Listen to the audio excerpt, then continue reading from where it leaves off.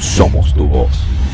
De Venezuela, de Cuba, tenemos de nuestras amigas, tenemos grandes amigas. Senador, did you see who's there? Marina, so when we introduced you, like 20 years ago. And her and her dad. Okay, that is amazing. That is amazing. Her dad had this truck with band on the back of it. My whole campaign in 2010. That was fun. Yeah, beautiful fun. Makes good music, right?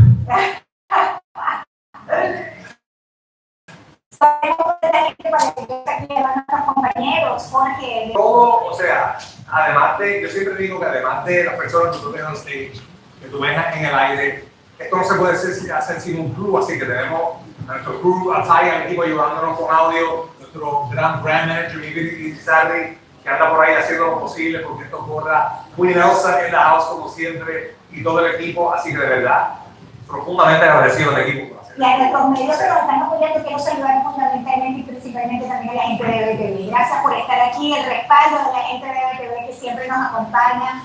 Gracias a nuestra gente de Venezuela, María Teresa Morín que está aquí también, en nombre de María Corina Machado, toda nuestra gente que está aquí presente, algunos periodistas. Bueno, vamos con las preguntas. We'll start with the questions. And we have our dear journalist and friend, Lucia Navarro, one of our top journalists, Latin journalist in the US. She's right there ready for her first question. Está lista Lucia Navarro, nuestra compañera, para la primera pregunta.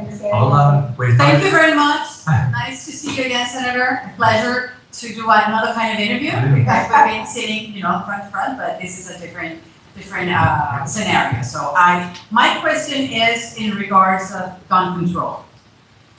During your time of governor, we experienced, Parkland shooting and other unfortunate incidents around the country.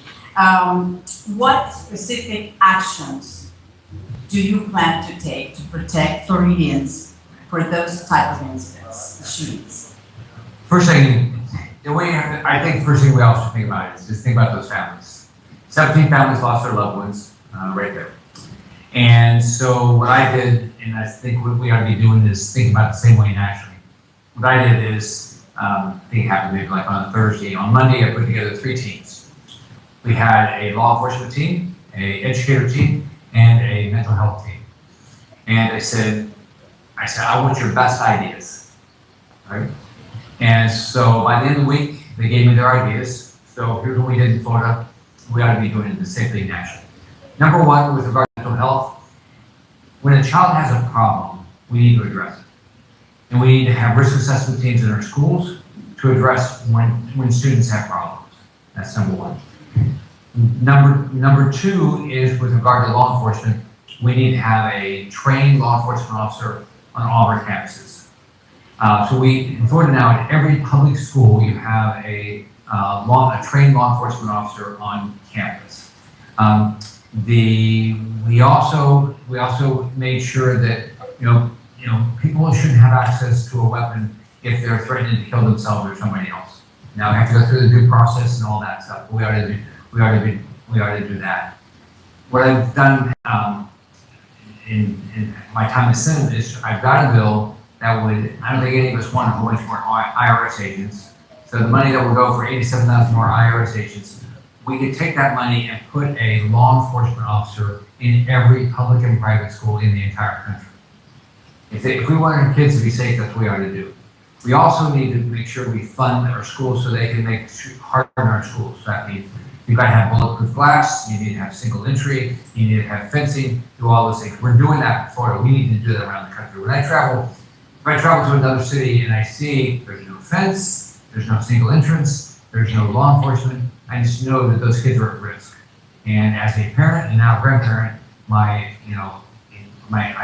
worry about my grandkids. I actually give my daughters grief if I don't think their schools where their kids are going to, my grandkids are going to school are safe enough. And I think every parent's got to be involved and make sure that happens. Thank you, Lucia, for your question. We're going to go ahead with our second question. It's going to be Gabriela Peroso. Gabriela Peroso is also a journalist. She works with our community as well. And she has a question for you, Senator. Thank you. Thank you so much, Senator. You've been focused a lot on getting to know the Hispanic community in Florida, which has led you to win the Hispanic vote in your races. You are now running for the first time against a Hispanic woman. Can you tell us more about the dynamics there and why you think members of Hispanic community should vote for you? First off, I think we all have to start with Miami, but think about the state of Florida and think of the smart, hardworking people that had to leave countries because they didn't have opportunities at all. Whether it's Cuba or Venezuela or Nicaragua or Colombia, whatever, Argentina, Brazil, a lot of people, and so they start in Miami, and they have created great businesses. They've had a little culture. So we have to really, I think you have to really respect what the Hispanic community has done in Miami. You look at Puerto Rico and look at some of the problems they've had, especially with hurricanes and things like that. And so you look at what's happened if you take primarily the Kissimmee area, but the entire Orlando area. It's the whole state, but how many Puerto Ricans have come here because they believe there were more opportunities for them and their families here. So I think what my role is to make sure that every one of those individuals and their children and their grandchildren have the same opportunity I had growing up. I grew up in a family where we didn't have money, but we had opportunity. So my goal is to make sure every child's got the opportunity to live the dream. Every business has the opportunity to have great success. That every neighborhood is secure. So if you think about what a typical family thinks about, it doesn't matter whether they're Hispanic or not Hispanic. What do they think? I want to be self-sufficient. I want my kids to get a great education. I want to live in a safe place. So in my role as governor, that's what my goal was. In my role in the Senate, the same role is expanded from the standpoint. We all love our freedoms. We're here because of our freedoms. We got to have a military that's going to defend our freedom by scaring the crap out of our enemies so they don't even try to take away our freedoms. Just if I could do a quick follow-up, Senator mentioned Puerto Rico, and we do have a significant number of people watching us from Central Florida as well, via social media, via X. Hurricane Maria happened on your watch, and that was a pretty devastating. Pretty bad, not good.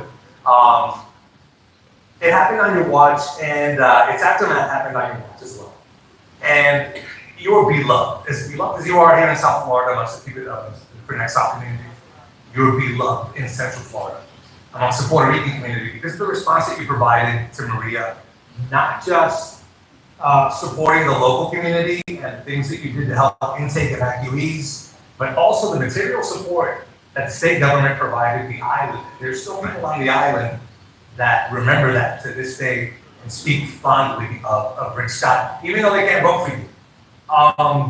If you could tell us, Senator, what is one insight from your time working with the Puerto Rican community that you could share with our audience that maybe they might not know or that listeners don't know about the Puerto Rican community?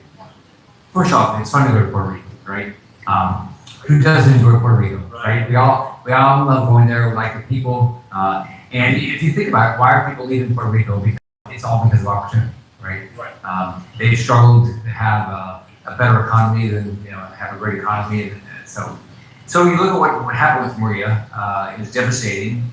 Their power system was completely gone, shot, because it's produced on one side of the island, and most people live on the other side. That's great. And so you had to go over the mountains, so that was hard. They couldn't get the food and water, so it was a really hard time. So a lot of great things happened. You have a whole bunch of people, Puerto Rican and non-Puerto Rican, that said, "How do we get resources to Puerto Rico?" So my role as governor is to try to figure out how do I help them get that done, try to organize it, because the biggest issue for them in the beginning is transportation. So we worked on that. The other thing is there were some things that we could do out of the state budget that we could help their National Guard, help their law enforcement, things like that. So we did that. Then there were a lot of people that unfortunately just to have any opportunity, they had to leave for it. It's some period of time. They had to evacuate. So what we did was we opened up 2 relief centers, one at the Miami airport and one at the Orlando airport. And we tried to say, okay, what would a family need? And we tried to make sure the resources were there. they need a job, we had our career stores, they help people get jobs. If their kids need to get to school, we waived all the requirements for their kids to get into school. And we will also waive the requirements if they had a teaching degree there, they could use their teaching degree to get a job here. You did a lot of licensing, right? Yeah, a lot of license waivers, yeah. Yeah, we did every licensing we could. We couldn't do some medical and we couldn't do legal, but everything else we waived and gave people a period of time. You know, you eventually had to comply, right? Right. And then we gave in-state tuition for universities and state colleges. Then what we did was we said, okay, so how do you help them in Puerto Rico? So we took a bunch of we worked with our utility companies and took a whole bunch of linemen. I think FP&L just had 800 linemen there that we went over, and I went over there constantly and met and say, okay, what else do you need? What else do you need? And then I said, okay, so what could we provide, or what could I organize that somebody else could provide? They're American citizens. You know, there are our families, right? And so it was fun, and it was fun to see all the kids at the airport because we got a lot of them got backpacks. They got to a new school, and I mean these kids are so excited. It was a lot of fun, and then you could just see the parents that when they could get a job and they could be self-sufficient. We had a lot that went back and they moved back to their family, but we had a lot of people that stayed as a result of that, and they're part of building our great state. I mean, people come here; they're hard workers. Sure. Yes. Right. Puerto Ricans are hard workers. Yes, they are. Bueno, It's fun if you get yourself in a position that you can do stuff like that. You feel good about what you accomplished. of course. Right. Right. I'm sorry. I didn't mean to. It's really for other people, right? We said something off the air that I think was powerful and important enough that I'd like the rest of the audience to hear it. What is legacy to you, Senator? So I think legacy is all the people you helped move into a position or move in a better position that they're going to go do things, right? Because think about it. Every bill I pass, they can get rid of it. Every law, every tax cut I did, they can increase it. They can change all that. But what they can't change is what the opportunity that people have.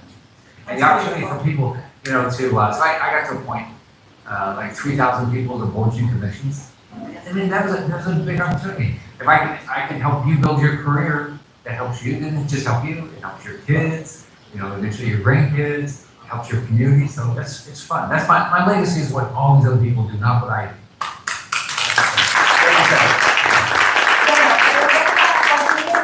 With the questions from the public, pero primero quiero agradecer también a la gente de Somos tu Voz. Gracias por estar cubriendo este evento también en ese portal. Les invito a que lo sigan, Somos tu Voz.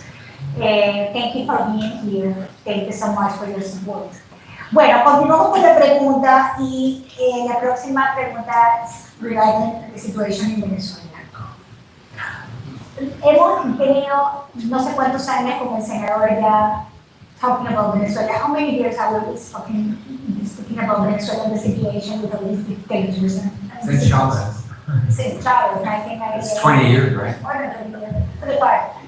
But we have Maria Teresa Bonilla here with us, and she was so kind to come. Tan querida Maria Teresa Bonilla,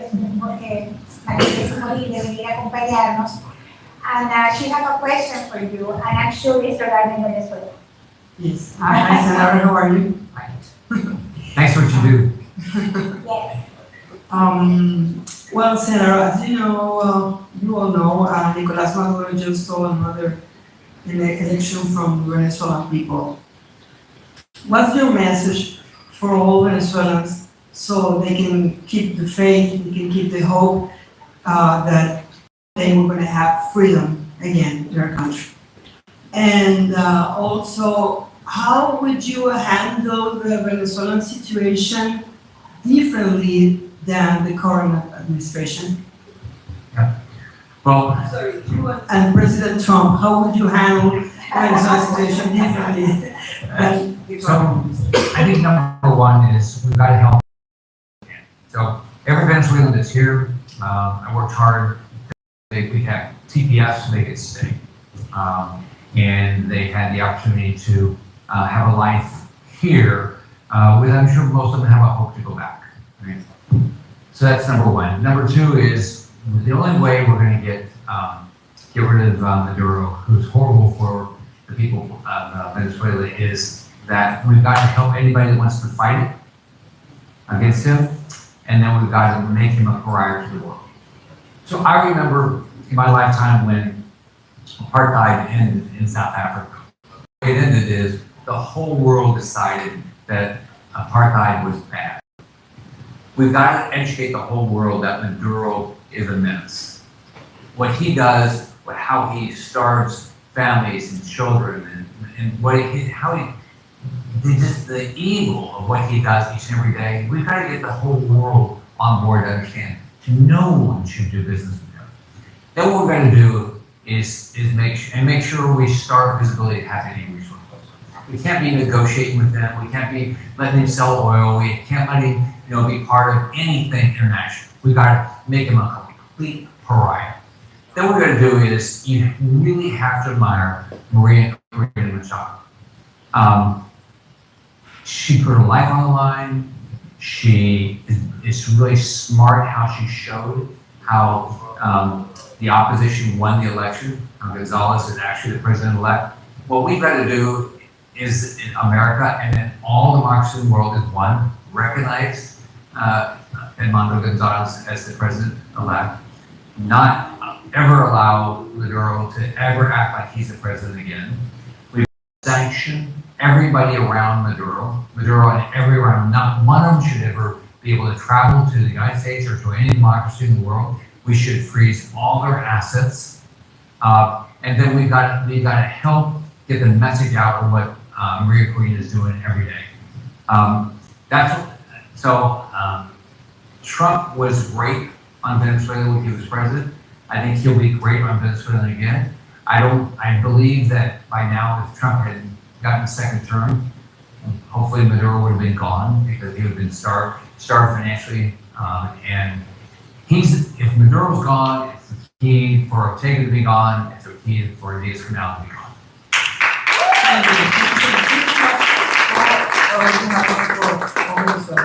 Yeah. Thank you, by the way, thank you for what you do. You should be really proud of the rally you created and the energy you created here.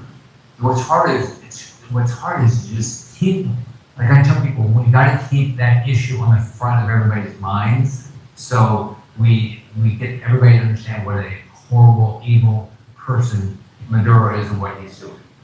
Thank you. We have almost 70,000 Venezuelans and Nicaraguans and Colombians that they're Cubans. It was great. Thank you so much for joining us today.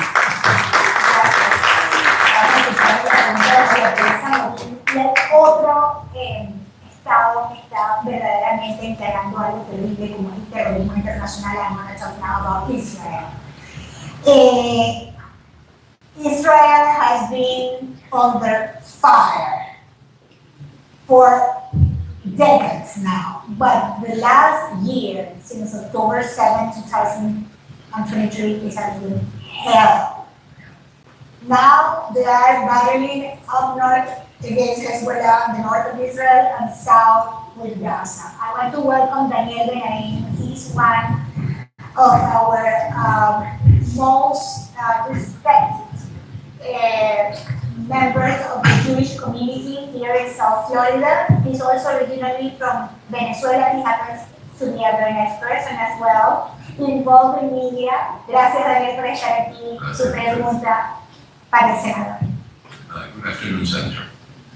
I'm a Venezuelan exile.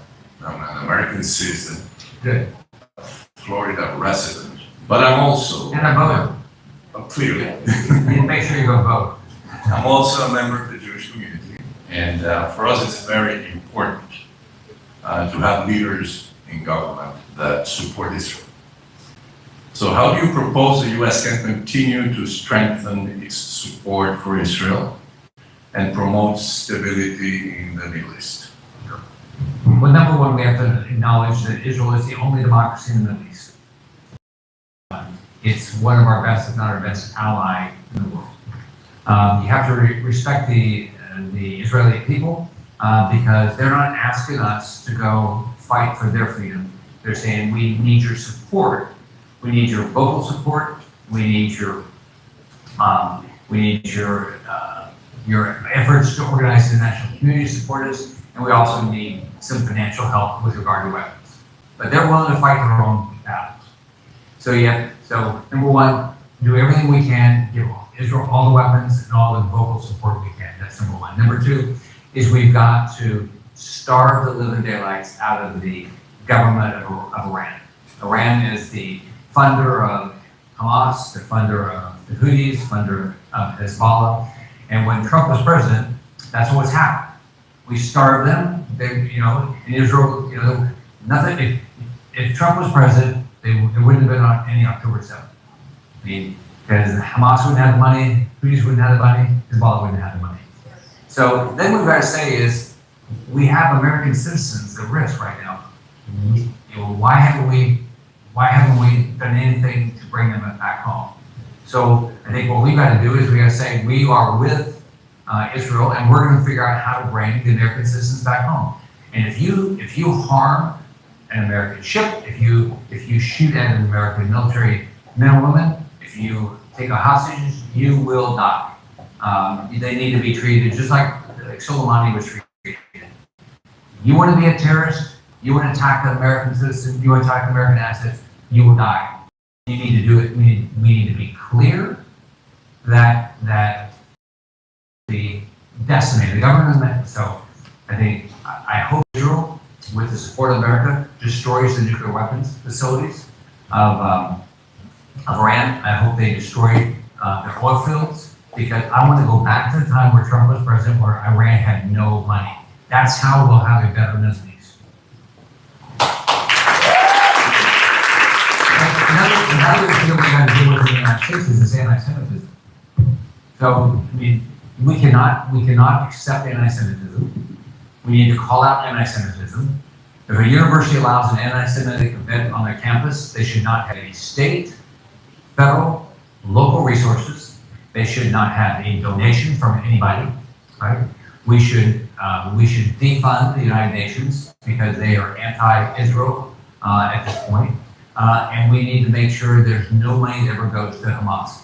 This money that's going in, so supposedly for humanitarian aid, is completely controlled by Hamas, because Hamas still controls Gaza. So not a dime is going in that has a chance of going to Hamas.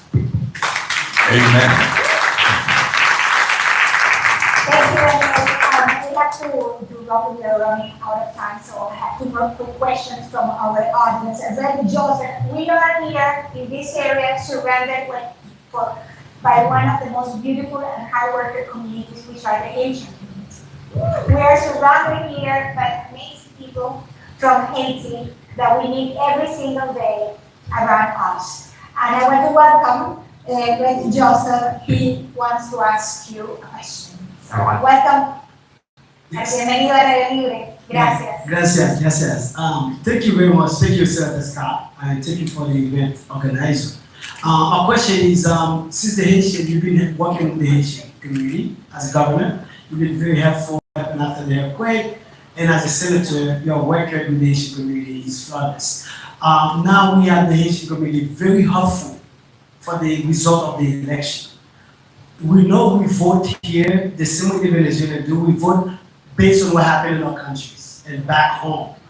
What do you see yourself addressing that dire issue in Haiti as we helpless in the diaspora? Since, the mess that's in Haiti, how you address moving forward with the term and with the President Trump in office, despite what the media has said. President Trump is the first and only president that take out the finest at the embassy after almost 51 years and get rid of the corruption. That's the only president that did the audit in Haiti. I just want people to show that for the record.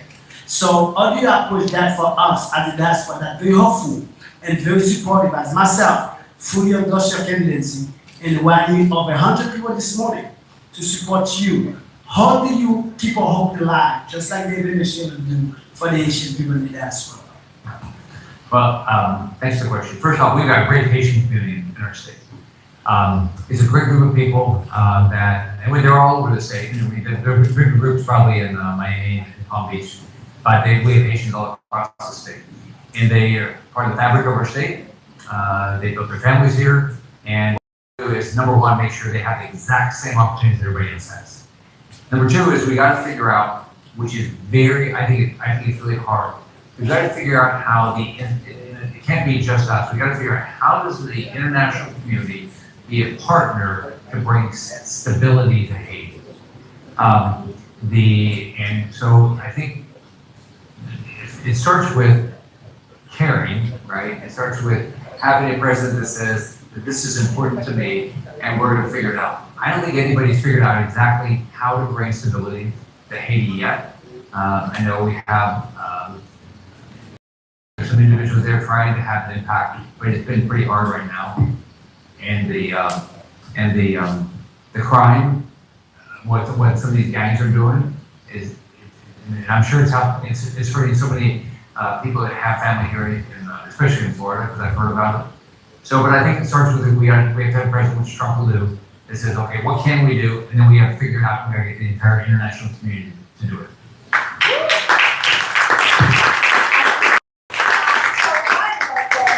Right?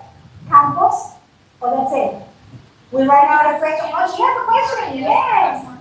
She told me that she has a question. Let's listen. Vamos a escuchar esta pregunta.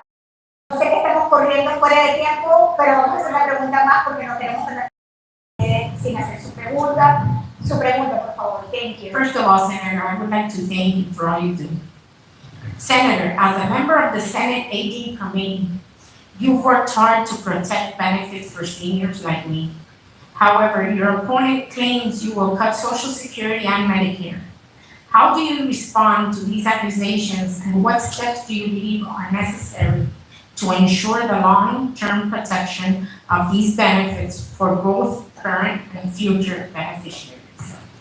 Number one, we have to make a commitment that we're not going to allow Medicare benefits to be cut or Social Security benefits to be cut. That's number one. And so we have to make it, which is my commitment. I actually have a bill that I can't get one Democrat to help me with that will protect all the benefits of Medicare and Social Security. That's step one. Step two is the only way we're going to be able to do this is we got to get our economy going again. We have over 50 million people working age, not working. So just think what would happen to the monies that would be coming into our federal revenues, but also on Medicare and Social Security. If these people were working, and we got to balance the rest of the federal budget. This is actually outside the budget. There are two trust fund programs. Medicare goes bankrupt in 5 or 6 years. It's probably easier to figure out how to fix that because you can fix it. I used to be in healthcare. You can fix it by making the delivery system more efficient, right? Social Security is a little bit harder, but if we got people back to work, we have the resources to do it. So that's the way I would do it. If you look at what's happened with seniors, one with inflation, because typically a senior, they might be on fixed income or an income not growing up that fast. Inflation's hurt them. The Part D, the Medicare cost is up, I think, since Biden's office, like 50-some%. It's pretty devastating to people. So it starts with making a commitment, which is what I made. Thank you so much. That was a very good answer to a horrible commercial that your opponent has put on TV. Yeah, she does not have a problem lying. We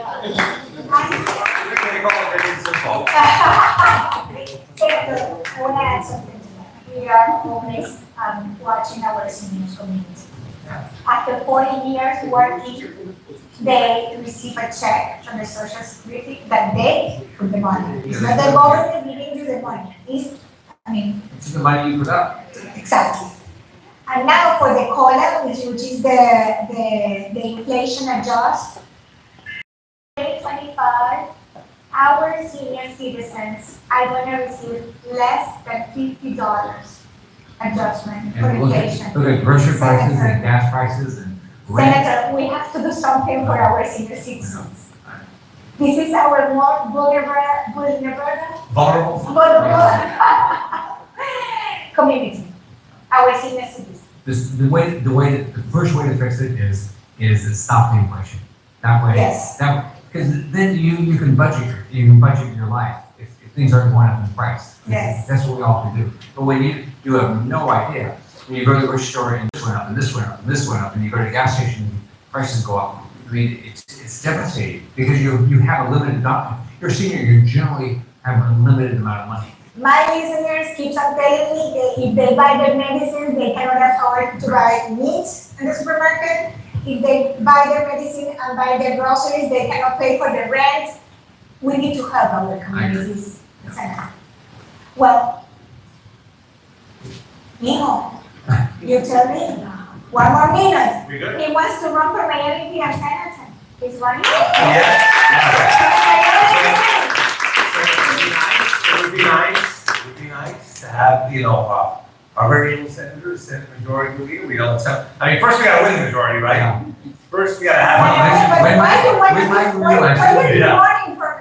Okay, so I'm running now. I've got to win my election, Yes. re-election first, and then I'm running to be the Republican leader. When we get a majority, I'll be the majority leader. And so my goal is none of these. We had a lot of problems that I've been up there 6 years, and Republican and Democrat problems.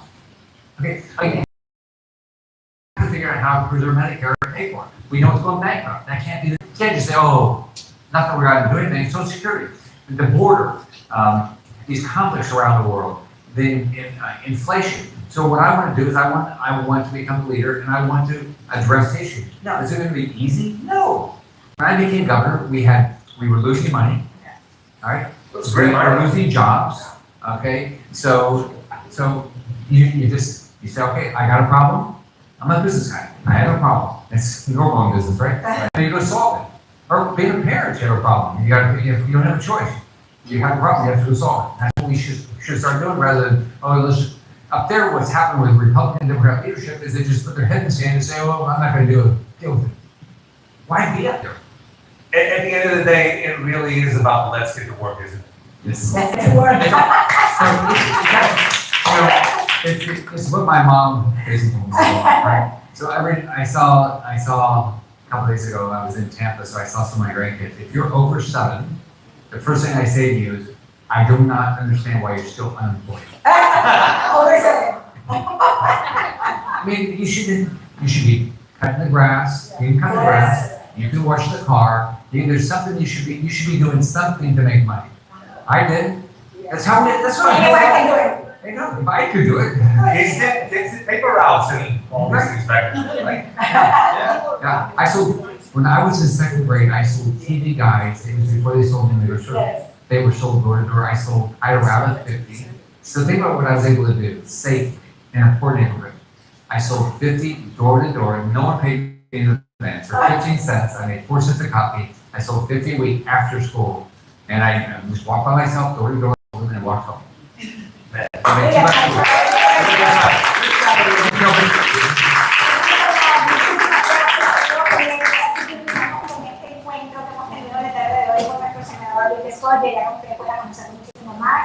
Les agradecemos enormemente la sintonía con este espacio, saludando también a todas las personas que nos están viendo a través de las redes sociales. Jorge, nos despedimos. We want to thank Senator Rick Scott for joining us on behalf of